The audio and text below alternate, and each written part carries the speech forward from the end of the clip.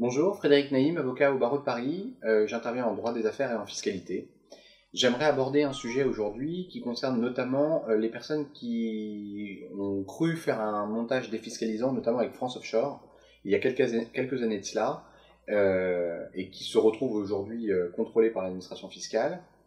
Il faut savoir que plusieurs perquisitions ont été menées chez cette société France Offshore et qu'en réalité l'administration détient quasiment toutes les informations concernant les sociétés qui ont été constituées via cette structure. L'administration détient notamment les comptes bancaires qui étaient le plus souvent ouverts dans un pays de l'Est. Matériellement, le contrôle qui va être initié par l'administration fiscale est le plus souvent un contrôle personnel, donc c'est pas un contrôle professionnel. Et très rapidement, on va vous inviter à vous positionner sur la question de la régularisation des années passées, notamment celle antérieure à 2012. Et on arrive là à la fin de l'année 2015, donc ça sera après 2013.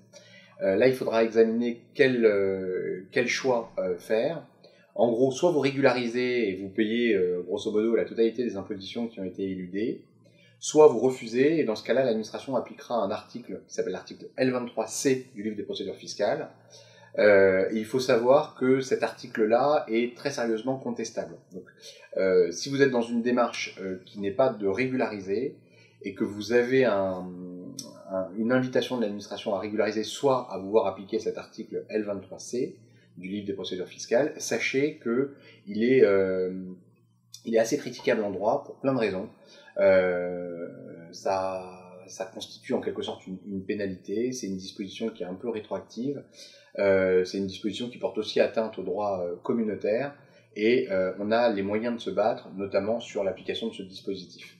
Ça implique donc, si vous êtes dans la démarche de ne pas régulariser, une fois que vous avez fait ce choix-là, de ne pas faire machine arrière et de contester la légalité de cet article qui vous sera appliqué, l'administration entendant vous demander 60%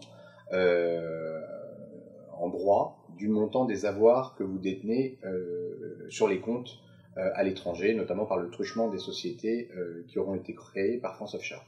Voilà. J'espère que cette note vous sera utile. Mon cabinet se tient à votre disposition pour vous assister en cas de besoin. À bientôt.